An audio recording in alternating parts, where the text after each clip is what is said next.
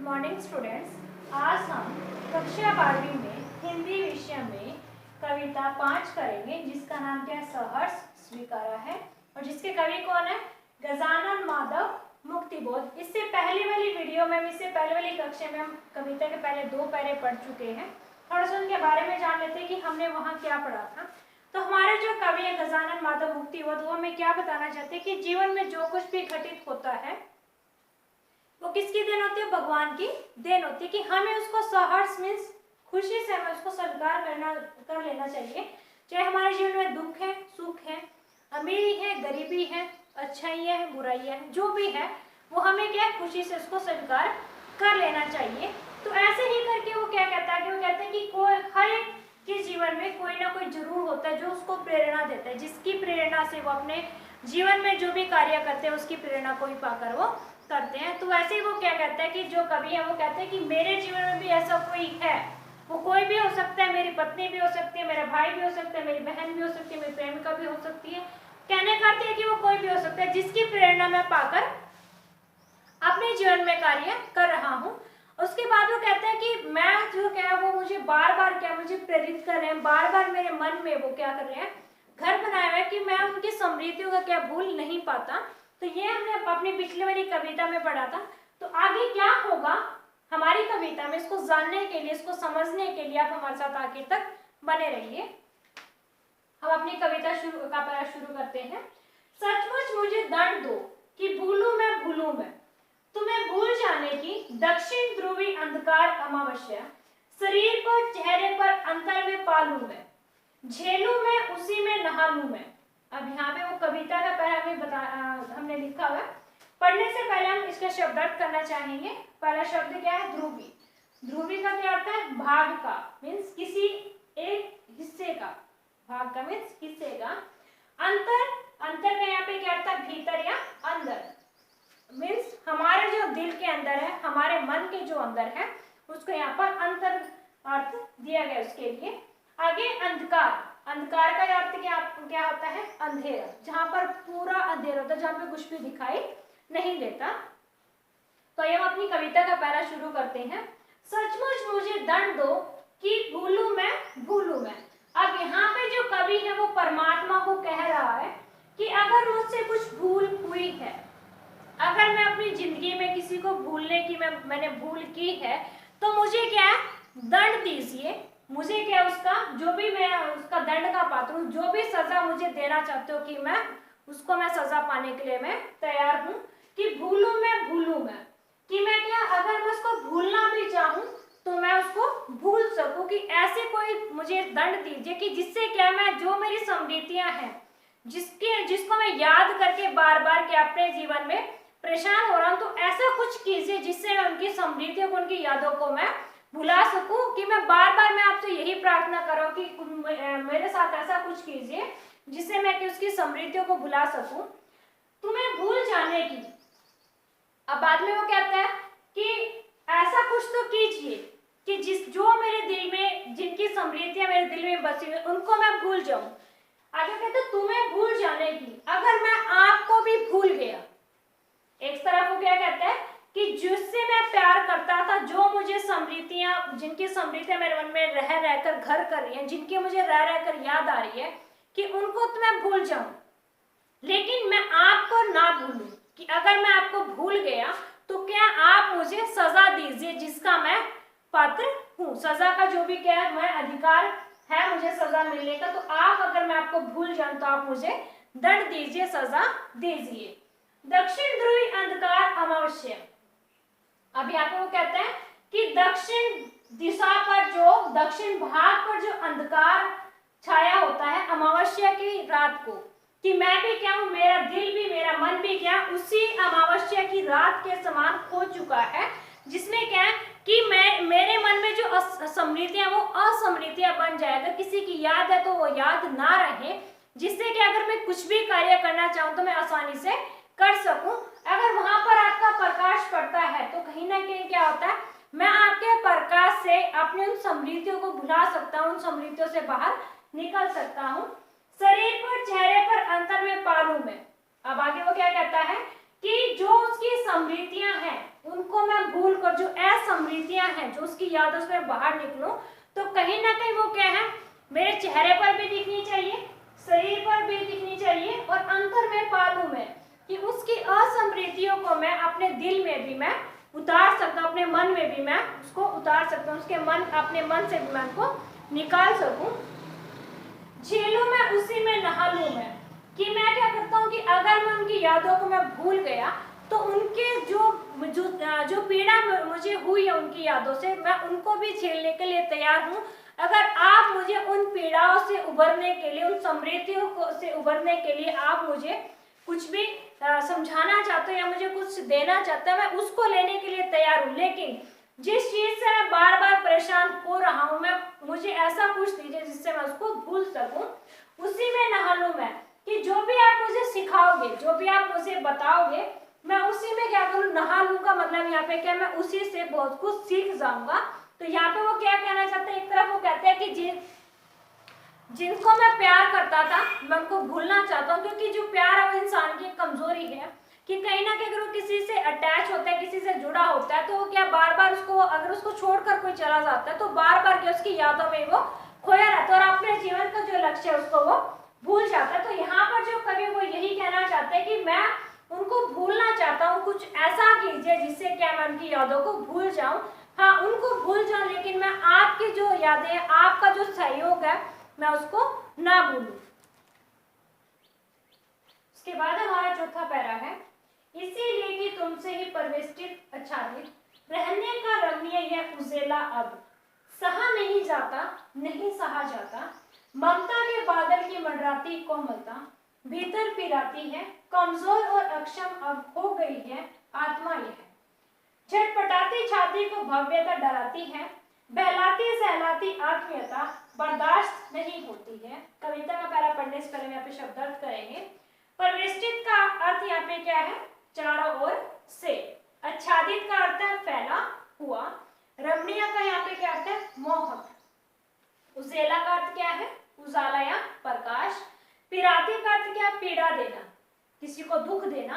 अक्षम का अर्थ है शक्तिहीन होना या तेजहीन होना। झटपटाती का अर्थ है व्याकुल होना या दुखी करना। बर्दाश्त है सहन, कोई चीज सहन नहीं होती, कोई चीज बर्दाश्त नहीं होती। तो ये अपनी कविता करते हैं, का पैरा करते हैं, इसीलिए कि तुमसे परिवेष्टित आच्छादित। अब यहाँ पे वो भगवान को कहता है कि हे परमात्मा, जो मेरे चारों ओर जो भी यादें मेरे चारों ओर फैली हुई हैं, मैं उनको भूलना चाहता हूँ, मैं उन समृद्धियों को भुलाना चाहता हूँ।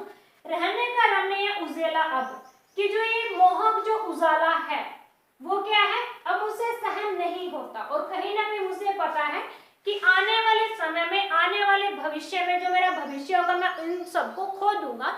तो जो क्या, पाने से ज्यादा खोने का डर होता है, कि जो दुख होता है वो खोने का दुख सबसे बड़ा दुख होता है। और मैं नहीं चाहता कि आने वाले समय में जो मेरी ये समृद्धियां हैं, जो मेरे पास चारों ओर जो एक अच्छा वातावरण मेरे आसपास छाया हुआ है, जिसमें हर तरफ प्यार ही प्यार है, तो मैं नहीं चाहता कि आने वाले समय में, भविष्य में मैं इस प्यार को खो दूं और मैं जो ये दुख की जो घड़ी है मैं उनको बर्दाश्त करूं, मैं उनको सहन करूं। सहा नहीं जाता, नहीं सहा जाता। अब वो क्या कहता है कि मेरे से जो चीजें मेरे आसपास जो भी वातावरण है, अब मैं उसको बर्दाश्त नहीं कर सकता, मैं उसको सहन नहीं कर सकता, मैं इसको और ज्यादा नहीं झेल सकता, मैं इसको और ज्यादा इस वातावरण में जी नहीं सकता। तो कहीं ना कहीं आप मुझे इतनी शक्ति दीजिए कि जो ये मेरे चारों जो वातावरण है प्यार का, मैं इसको भूल जाऊं। क्योंकि अगर मैं इसको नहीं बोला तो कहीं ना कहीं आने वाले समय में मैं विरह की भावना में, विरह की जो दुख होंगे, अलग होने का जो दुख होगा, मैं उसको बर्दाश्त नहीं कर सकता, मैं उसको सहन नहीं कर सकता। तो बार बार वो परमात्मा को कह रहा है कि मुझे अभी से इनको भूलने की शक्ति दो, ताकि मुझे भविष्य में कोई भी जो दिक्कत है वो ना आए। उसके बाद वो कहता है कि ममता के बादल की मंडराती कोमलता, कि जो कहीं ना कहीं जो उनकी ममता है, जो उनका प्यार है, वो क्या मेरे चारों ओर बादलों की तरह मंडरा रहे हैं, बादलों की तरह मेरे चारों ओर छाए हुए हैं, भीतर पिराती है। अब वो कहते हैं कि मुझे वैसे तो बाहर से तो सबको अच्छे लगते हैं कि जो उनका स्नेह है, जो उनका प्यार है, वो मेरे चारों ओर फैला हुआ है, मेरे आसपास जो उनकी प्यार की जो कोमलता है, जो वो क्या मेरे चारों ओर फैली हुई है। लेकिन भीतर पिराती है, लेकिन क्या अंदर ही अंदर, मन के अंदर क्या एक डर होता है कि हाँ आज मेरे पास प्यार है, लेकिन कल क्या होगा, मैं इसको खो दूंगा और इसकी विरह की भावना में मुझे जीवन व्यतीत करना होगा, कि मैं नहीं चाहता कि मैं इस विरह की भावना को और सहन करूं, कि अभी से मुझे क्या दुखों को सहन करने की हिम्मत दो, शक्ति दो। कमजोर और अक्षम अब हो गई है आत्मा यह। अब वो कहता है कि अब क्या है, मैं अब और जो विरह की भावना, जो उनकी यादें हैं, मैं उनको और लेकर नहीं जी सकता, क्योंकि कमजोर और अक्षम हो गई है आत्मा यह, कि जो मेरी आत्मा है वो अब क्या है, बहुत ज्यादा कमजोर हो गई है और वो शक्तिहीन हो गई है, कि उसके अंदर और ज्यादा इसको बर्दाश्त करने की, सहन करने की शक्ति नहीं रही है। अब मेरे अंदर की ताकत नहीं है कि मैं उनकी विरह की भावनाओं को मैं सहन कर सकूं, उनकी यादों के साथ मैं और ज्यादा जी सकूं। झटपटाती छाती को भव्यता डराती है। अब यहाँ पे वो कहते हैं कि जो मेरी छाती है, जो मेरा हृदय है, अब जो उसकी यादें हैं, कहीं ना कहीं क्या मुझे क्या अंदर से डराती है, मेरे दिल को क्या अंदर से मुझे बहुत ज्यादा व्याकुल करती है, बहुत ज्यादा डराती है। क्यों? क्योंकि मुझे पता है कि आने वाले भविष्य में क्या होगा, मेरे साथ ये नहीं देंगे और कहीं ना कहीं आने वाले भविष्य में मुझे इनकी जो विरह की जो अग्नि है, मुझे उसमें जलना पड़ेगा। बहलाती है, सहलाती है आत्मीयता, बर्दाश्त नहीं होती। तो ये कहते हैं कि आज के समय में क्या ये मुझे अच्छी लगती है, मेरे साथ जो जीवन व्यतीत कर रहे हैं, और क्या आत्मीयता बर्दाश्त नहीं होती, कि आज क्या है मुझसे ये अब और ज्यादा बर्दाश्त नहीं होती, कि ये जो विरह की जो अग्नि है आने वाले समय भी मेरे साथ ये चले। तो यहाँ पे जो कवि है वो क्या कहना चाहते हैं कि आने वाले समय में, वो बार बार एक ही चीज कह रहा है कि आने वाले समय में जो मेरी समृद्धियां हैं, कि मुझे इतनी शक्ति दो कि मैं अपनी यादों को मैं भुला सकूं और अपने भविष्य को मैं अच्छा बना सकूं। इसके बाद हमारा 5वां पैरा है, सचमुच मुझे दंड दो कि हो जाऊं पाताली अंधेरे की गुहाओं में, विवरों में, धुएं के बादलों में, बिल्कुल मैं लापता कि यहाँ भी तो तुम्हारा ही सहारा है, इसलिए कि जो कुछ भी मेरा है या मेरा जो होता सा लगता है, होता सा संभव है, सभी में तुम्हारे ही कारण के कार्यों का घेरा है, कार्यों का वैभव है। अब तक तो जिंदगी में जो कुछ था, जो कुछ है, सहर्ष स्वीकारा है, इसीलिए कि जो कुछ भी मेरा है वह तुम्हें प्यारा है। कविता का पैरा पढ़ने से पहले हम शब्दार्थ करना चाहते हैं। पाताली का अर्थ क्या होता है? धरती के नीचे। धरती के नीचे जो होता है उसको हम पाताल बोलते हैं, और जो हमारे ऊपर जो होता है उसको हम आसमान बोलते हैं, ठीक है। उसके बाद वो कहते हैं गुहाओं का यहाँ पे क्या आता है? गुफाओं में, कि जो जहाँ पर कुछ भी दिखाई नहीं देता। वीवर का अर्थ होता है छेद। उसके बाद है लापता का यहाँ पे क्या अर्थ है? गुम होना या खो जाना। सहर्ष खुशी खुशी से। आइए हम अपनी कविता पढ़ते हैं। सचमुच मुझे दंड दो कि हो जाऊं। अब यहाँ पे वो कहता है, कौन कह रहा है? कवि किसको कह रहा है? परमात्मा को, कि हे परमात्मा, हे भगवान, मुझे क्या सचमुच में दंड दो, जिससे क्या है मुझे दंड दो, खो जाऊं पाताली अंधेरे की गुहाओं में, विवरों में। वो कहता है कि हे परमात्मा, मुझे ऐसा दंड दो कि जिसको मैं भुलाने की कोशिश कर रहा हूँ, जो मेरी असमृद्धियां हैं, जो मेरी समृद्धियां, उनको मैं अपनी असमृद्धियों में बदलना चाहता हूँ, मैं उन समृद्धियों को भूलना चाहता हूँ। मुझे ऐसा कुछ दंड दो जिससे क्या मैं पाताल में, की धरती के नीचे जो गुफाएं हैं, मैं उनमें खो जाऊं। धुएं के बादलों में बिल्कुल मैं लापता, कि अगर आप मुझे वहां भी नहीं जाने देते, कि मैं धरती के अंदर जो अंधेरी गुफाएं, मैं उनमें खो जाना चाहता हूँ, उनके छेदों में मैं खो जाना चाहता हूँ, जहाँ पर छोटे से थोड़ा सा भी प्रकाश ना पहुंचे, जहाँ पर एक छोटे से जो छेद होता है उसके कारण भी प्रकाश ना पहुंचे, ताकि मैं उन यादों को दोबारा ना याद कर सकूं, उन समृद्धियों को मैं दोबारा याद ना कर सकूं। उसके बाद वो कहता है धुएं के बादलों में, कि यहाँ मुझे क्या उन धुएं के बादलों में मुझे खो दो, जहां पर क्या कुछ भी दिखाई नहीं देता। उसके बाद वो कहता है बिल्कुल मैं लापता, कि जहां पर क्या धुएं के बादल, कहने का मतलब क्या कि बादल जहां पर है, कि मैं वहां पर भी खो जाऊं, मैं बिल्कुल ही लापता हो जाऊं, कि मैं किसी को भी दिखाई ना दूं, मैं गुम हो जाऊं।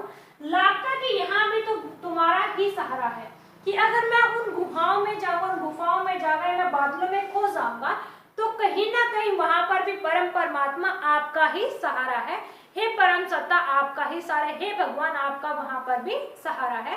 क्योंकि इंसान कहीं पर भी चला जाए, हर जगह जो भगवान होता है वो उसकी सहायता करता है, उसके जो भगवान है आप उसको अपनी शरण में हमेशा रखता है, उसका ध्यान, वो कहीं पर भी चला जाए भगवान वहां पर भी उसका ध्यान रखेगा। उसके आगे वो क्या कहता है, इसीलिए कि जो कुछ भी मेरा है, आगे वो कहता है कि हे परमात्मा, हे भगवान, जो कुछ भी मेरा है वो सब तुम्हारा है, कि वो सब आपका ही दिया हुआ है। इसके बाद वो कहता है या मेरा जो होता सा लगता है, होता सा संभव है, कि या मुझे लग रहा है कि हाँ जो कुछ भी है वो मेरा है, या मुझे लगता है कि हाँ ये चीज मेरी हो सकती है। अगर मुझे ऐसा लगता है तो वो किसके कारण है, वो आपके द्वारा ही संभव है, क्योंकि आप मुझे उसको देना चाहते हो। अगर मेरी जिंदगी में सुख है, दुख है, अमीरी है, गरीबी है, वो सब किसका दिया हुआ है, आपका दिया हुआ है। अगर आप मेरी जिंदगी में, आप मेरे जीवन में चाहते हैं कि सुख आए तो मेरे जीवन में सुख आएंगे, अगर दुख आप चाहते हो तो मेरे जीवन में दुख आएंगे। कहने का अर्थ क्या है कि जो कुछ भी मेरे जीवन में घटित होता है, जो भी घटनाएं मेरे जीवन में घटित होती हैं, वो सब क्या आपकी ही देन है, आपके द्वारा ही। अगर आपको अच्छा लगता है कि हाँ इस इंसान के जीवन में दुख होने चाहिए तो तभी वो संभव है। इसके अगर आप नहीं चाहते तो किसी के जिंदगी में ना कोई सुख आ सकता है, ना कोई दुख आ सकता है। इसके बाद वो कहते हैं सभी में तुम्हारे ही कारण के कार्यों का घेरा है, कार्यों का वैभव है। आगे वो कहते हैं कि जो कुछ भी मेरे जीवन में कार्य होते हैं वो आपके कारण ही होते हैं। अगर मैं कुछ भी कार्य करता हूँ, अच्छा कार्य मैं करता हूँ, तब भी आप करवाने वाले, अगर मैं कुछ बुरा कार्य करता हूँ तब भी आप करवाने वाले हो। कार्यों का वैभव, वो तो क्या है कि सिर्फ जो कुछ भी मेरे जीवन में घटित होता है या घटित होने वाला है वो तो सारा क्या आपके द्वारा हिसाब किताब किया हुआ होता है। अब तक तो जिंदगी में जो कुछ भी था, जो कुछ भी है, आगे वो कहता है कि हे परमात्मा, जो कुछ भी मेरे जीवन में आज तक हुआ, सुख आए, दुख आए, अमीरी आई, गरीबी आई, उतार आए, चढ़ाव आए, अगर मेरी जिंदगी में प्यार आया तो वो भी आपकी वजह से, अगर मैं बिना अग्नि में जलाऊं वो भी आपकी वजह से है। कि जब आज तक मेरे जीवन में जो कुछ भी घटित हुआ, जो कुछ भी मेरी जिंदगी में उतार चढ़ाव आए, सहर्ष स्वीकार है कि मैंने क्या किया है, उसको खुशी खुशी स्वीकार किया, उसको खुशी खुशी मैंने माना है। क्योंकि मैं मानता हूं कि अगर जीवन में कुछ भी घटित होता है वो क्या है, सिर्फ परम पिता परमात्मा की वजह से ही वो घटित होता है। इसीलिए कि जो कुछ भी मेरा है वह तुम्हें प्यारा है। अंत में कवि क्या कहता है कि इसीलिए मैं कहता हूं कि जो कुछ भी मेरा है, कि जो कुछ भी मेरे जीवन में घटित होता है वो क्या आपको प्यारा है, आपको अच्छा लगता है। अगर आपको अच्छा लगता है तभी हमारे जीवन में कोई भी घटना घटित होती है। तो ये थी हमारी कविता। अगर आपको इससे कुछ भी फायदा हुआ हो, अगर आपको लगता है कि आपको इससे कुछ फायदा हुआ है, आप अपने दोस्तों के साथ इसको शेयर कीजिए, लाइक कीजिए, कमेंट कीजिए एंड सब्सक्राइब कीजिए।